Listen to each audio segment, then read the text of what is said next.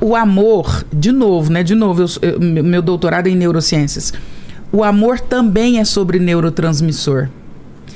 Existem relações serotoninérgicas e relações dopaminérgicas. Explica pra gente. Serotonina é o neurotransmissor da demora. Nós dois somos casados, vamos criar uma situação psíquica. E você me passa raiva hoje. E eu vou pensar sobre isso e amanhã eu vou pensar, cara, mas o Rogério é gente boa, ontem ele estava alterado. Tá. E acima de tudo eu amo e ele é o homem que eu escolhi para passar o resto dos meus dias. Isso é serotonina. Tá. É o hormônio, o neurotransmissor que te faz pensar e que te faz demorar. E que te faz ir além do outro. Não tomar uma decisão... A dopamina é o neurotransmissor do prazer, Caio. Tá. Eu te amo.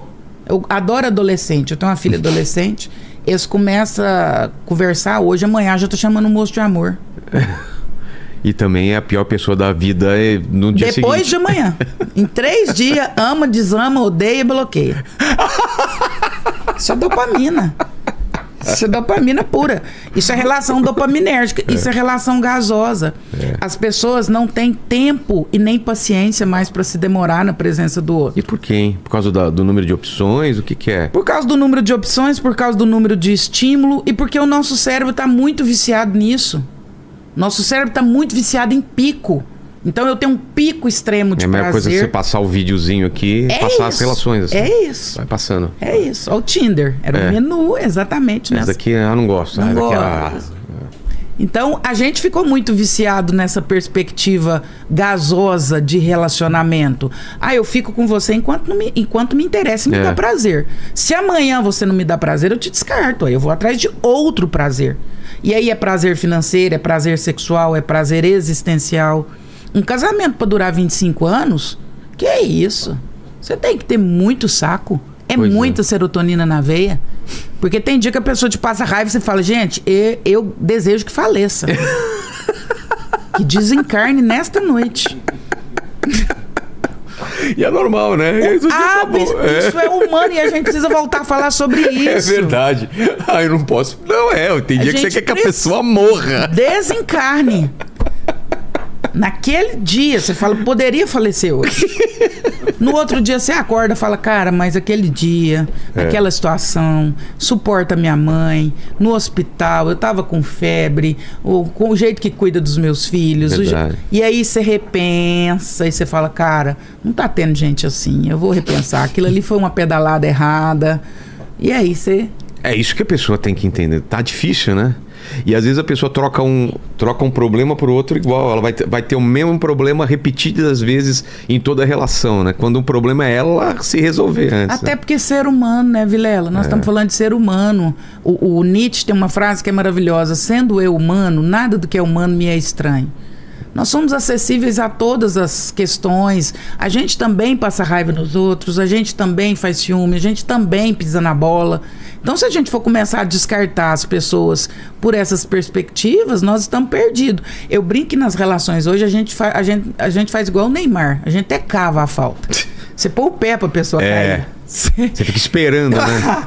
Você põe o pé pra ela cair, assim. Você cria uma situação... Você marca um horário e fala, quer ver que a pessoa vai atrasar? Ela vai atrasar, certeza. Fala um negocinho só pra provocar, só pra ela te dar uma resposta grossa. E você fala, tá vendo? Tem que ser grossa. Por isso que eu vou separar mesmo. Porque não dá pra andar com gente igual você, não sei o que lá. Você que provoca. Eu adoro em relação quando a pessoa fala, você sempre faz isso, né? Você nunca faz isso. Vira sempre e nunca, né? E aí as relações vão pra um lugar de radicalismo que não há possibilidade de existência. Mas qual que é a solução, então? A solução é a gente voltar um pouco para essas perspectivas. Desacelerar. E começar a pensar muito sobre dopamina. Sobre esse neurotransmissor que vicia tanto a gente. O que acontece com dopamina? E em várias possibilidades. Desde o açúcar, que eu tenho um pico de prazer alto e depois eu caio, a filme pornográfico, a... relações líquidas gasosas, isso tudo é pico de dopamina, excesso de celular. O que o meu cérebro faz com dopamina? A dopamina, ela tem uma biologia, um funcionamento muito parecido com o da cocaína. Você tem um pico de prazer e depois você tem um pico de depressão. O seu cérebro, ele não está acostumado com picos de nada. Aliás, nem o nosso corpo está acostumado com pico. Tanto que quando eu me alimento com alguma coisa, tem um índice glicêmico alto, meu pâncreas entra no jogo, manda insulina para diminuir o índice glicêmico.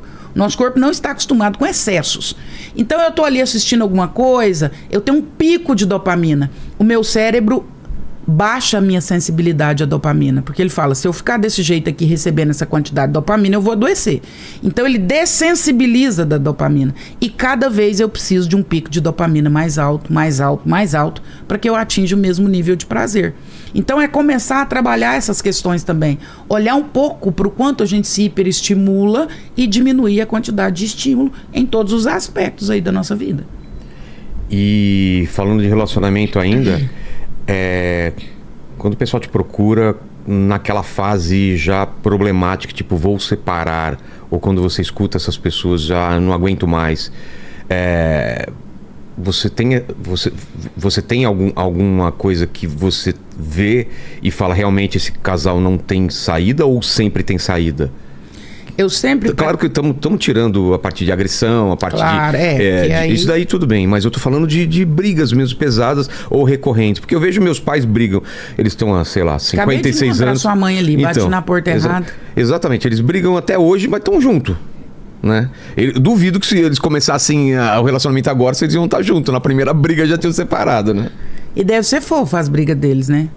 Hã? Deve ser fofo os dois brigando. Não, nada fofo. Tá louco. É criatura, você não sei o quê. Mas é bonitinho porque velho se implica. Velho se implica o tempo todo. Implica o dia inteiro. Como era a minha abordagem em consultório? Sempre que vinha um casal com questões extremas, a minha pergunta sempre era, e para mim essa é a pergunta, vocês se amam? Porque eles vinham falando sobre os problemas. Ele me traiu, ela é chata, ele não cuida, ele não trabalha, ela só fica na mãe dela. Vinha com a lista de problemas. Eu falava, não vamos falar sobre os problemas. Os problemas a gente trata nas próximas sessões. A pergunta indispensável é, vocês se amam? Porque se houver amor, todas as possibilidades são reversíveis. Se não houver amor, nada é reversível. E o amor? A gente teve um episódio no final do ano passado com a Lúcia Helena e a gente estava falando sobre amor e ela falou que amor era uma decisão, né? Tem pouco a ver com sentimento e mais com decisão. Você decide amar uma pessoa. E a partir desse cuidado que você tem todo dia, a partir dessa atenção, esse amor é impossível dele não florescer. Desde que você tome essa decisão, né? Ele é decisão e ele é ato, né? Amor não é um sentimento. Eu acordei amando. É um exercício, né? Amor é atitude. Amor é você acordar de manhã, ir lá na cozinha, tomar um copo d'água e trazer um copo d'água e dizer, meu bem, trouxe um copo d'água pra você porque eu tava com sede. Imaginei que você pudesse estar também. Pois é. Amor é atitude. Amor não é sentimento. Amor é pedir desculpa. Amor não é assim, abrir a porta do carro. Não é sobre isso. Amor é preocupação. Mandar uma mensagem já almoçou? Quer que eu leve alguma coisa pra você? É esse tipo de situação. Eu falo e é bem... Não vai ser muito difícil de eu me emocionar, porque eu me emociono muito fácil. Eu perdi minha irmã agora em julho. Tem 3 meses. E eu falo assim que eu vi várias manifestações de amor. Teve uma pessoa que me mandou uma mensagem, por alguma razão ela descobriu que eu estava velando a minha irmã naquele momento e me mandou uma mensagem, estava dentro do velório.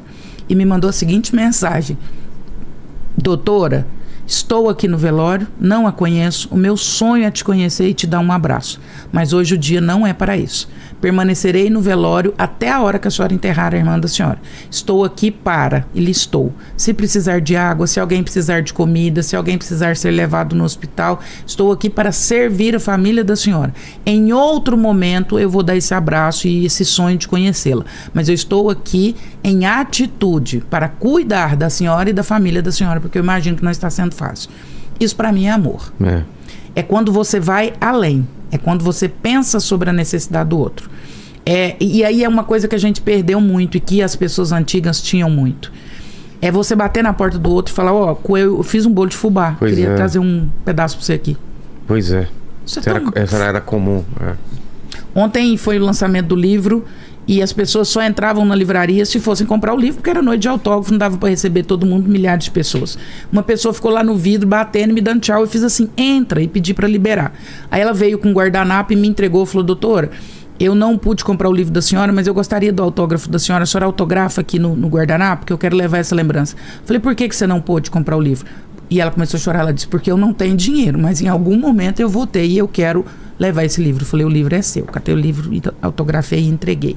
Eu acho que atitude, ela fala muito. E é tão pouco e é tão simples. O que você pode fazer pelas pessoas que estão ao seu redor? O que você pode fazer pela pessoa que trabalha dentro da sua casa? É justo você passar um Natal com a sua mesa regaçando de trem, sobrando, o dia vai jogar fora? E a sua funcionária está fazendo o maior esforção para conseguir comprar um peru. Então, assim, essa conta para mim, ela não fecha.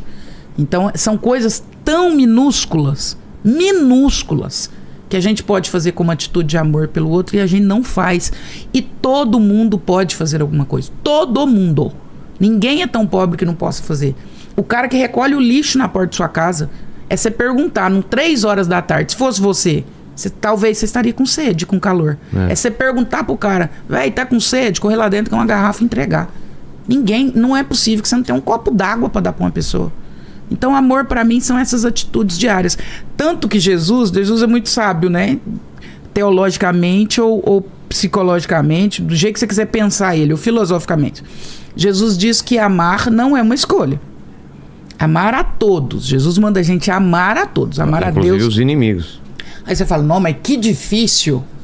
Uma coisa é amar, outra coisa é gostar. Jesus não mandou a gente gostar de todo mundo. Gostar é conviver. Gostar é querer na sua mesa. Gostar é chamar pra tomar um vinho. Gostar é querer ver o futebol junto. Amar é pra todo mundo. Amar é um copo d'água, é um respeito, é um desejar bem. Isso é amar. E isso dá pra fazer até pelo cara que tá lá na colônia penal. Pois é. E ainda falando de amor, o problema de hoje em dia no mundo é falta de amor? Realmente, você acha? Porque eu acredito. Vendo as redes sociais e esse ódio, essa falta de paciência, né, que as pessoas têm. Eu acredito, profundamente. E qual é a raiz disso, essa falta de amor? Nós fomos nos distanciando daquilo que nos era mais precioso, né, Vilela?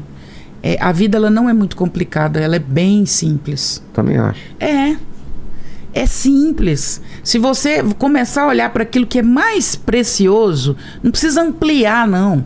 Nós começamos a escrever livros sobre propósito. Qual o meu propósito? Não, propósito é muito grande. Arruma sua cama. Trata bem sua funcionária. Seja idôneo com as pessoas. Vamos voltar ali faz o dever de casa primeiro. Se você fizer o dever de casa, aí você amplia. Aí você queira virar Mahatma Gandhi, Madre Teresa de Calcutá. Mas primeiro arruma sua cama. Cuida do seu quarto. A pessoa não arruma a casa e quer consertar o mundo, né? Preocupa com quem vai usar o banheiro depois de você. Se você fizer essas mínimas atitudes, você já revoluciona o mundo e a história da humanidade.